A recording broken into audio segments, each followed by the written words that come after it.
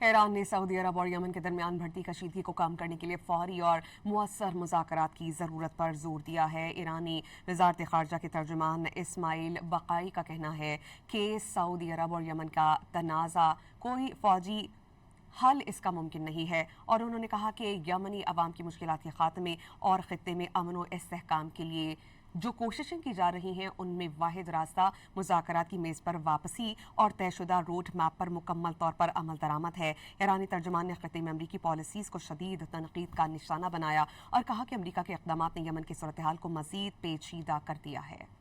ایران نے سعودی عرب اور یمن کے درمیان بڑھتی کشیدگی کو کم کرنے کے لیے فوری اور مؤثر مذاکرات کی ضرورت پر زور دیا ہے۔ ایرانی وزارت خارجہ کے ترجمان اسماعیل بقائی کا کہنا ہے کہ سعودی عرب اور یمن کا تنازع کوئی فوجی